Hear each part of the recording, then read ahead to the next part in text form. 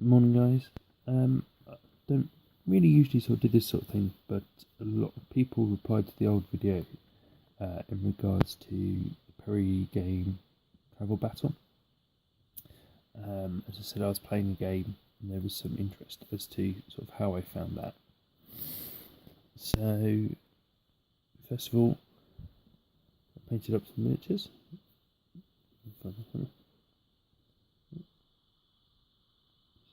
So this is one unit of the Kingdom of Holland troops.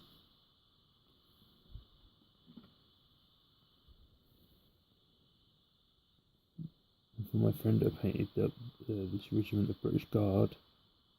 The little flag symbolises they're a Guard regiment, as the 7th Fusiliers.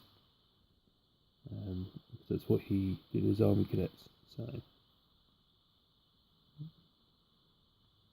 as you can see, they've got quite a bit of detail on them. 8mm. Excuse my atrocious painting. Just as a scale comparison, I do apologise. Should prepare this a bit better. That's 28mm, and that's their 8mm cat part.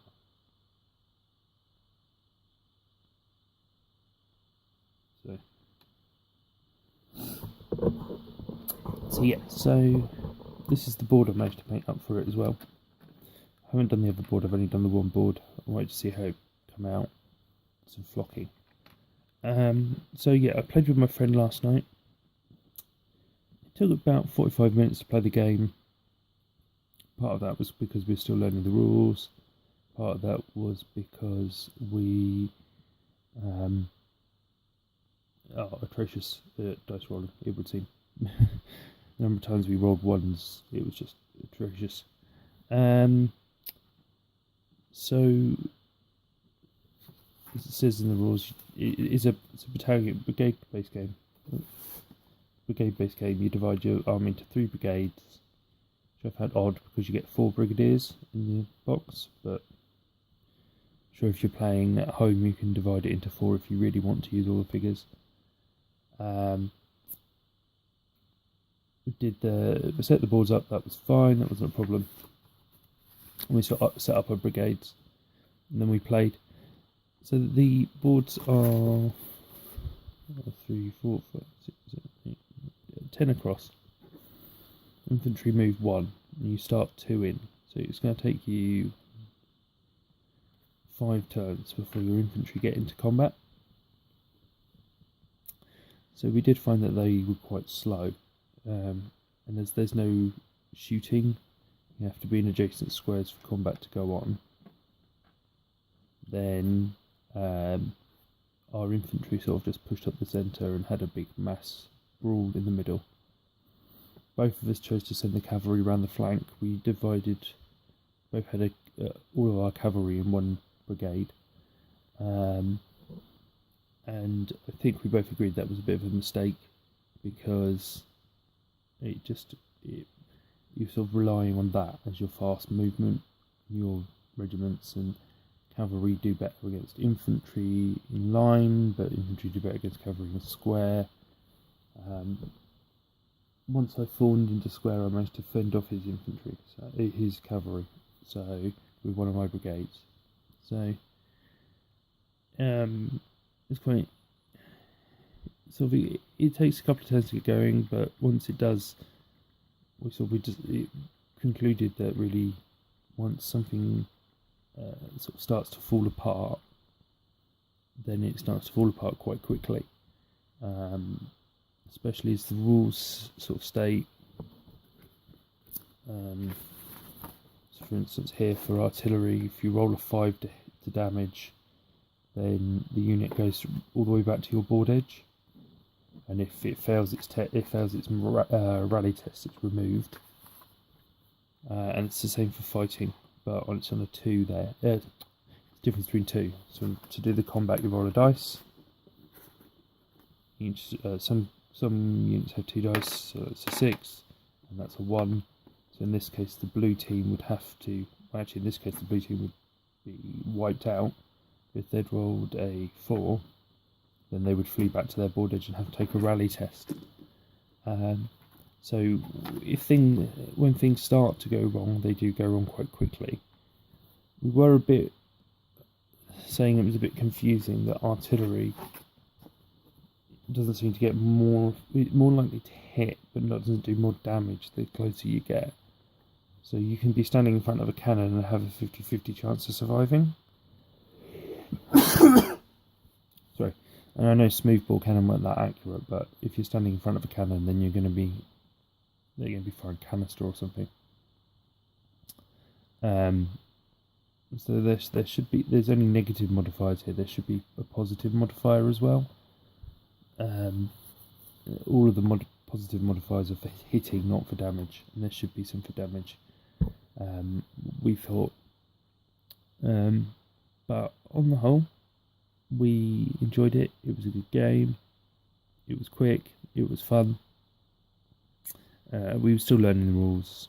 Also, there's a whole wealth of tactics and strategy and stuff that you can employ, which we necessarily didn't do, just because we're learning it. So, like the use of buildings to hide infantry in, the use of woods to mask your movement, hills, the blocking line of sight with hills, that sort of stuff. Is all stuff that really sort of needs to be reviewed by us, I think. We did agree that the game is designed as a I kill you, you kill me game, but you could quite easily adapt it to a scenario or a capture the flag, king of the hill, that sort of thing, hold ground.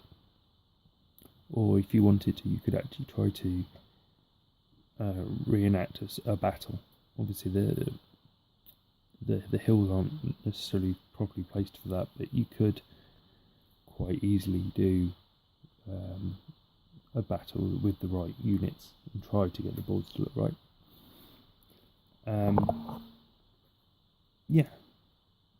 So it's quite good. I think that if you really wanted to look into moving into something like Black Powder or General de Brigade or one of those other big brigade-based games, this isn't a bad starting point for you to start to learn to see if that's something that you'd like. It's going to cost you what? Even the plastic box sets of £20 each. So you're looking at 100 odd quid to get an army in 28mm. With this, you get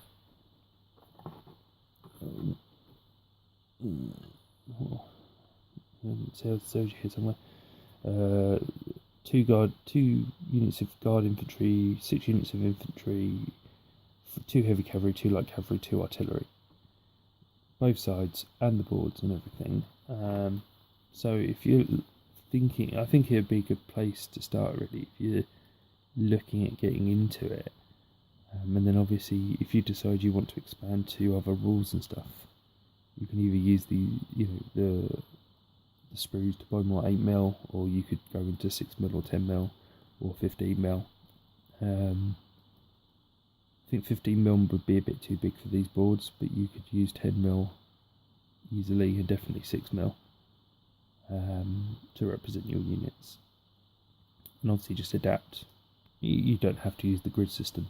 We use the grid system because it's easy to use the grid system, it works with the rules. But you could use the boards as your terrain, and then sort of just use whatever rules you want really, if you wanted.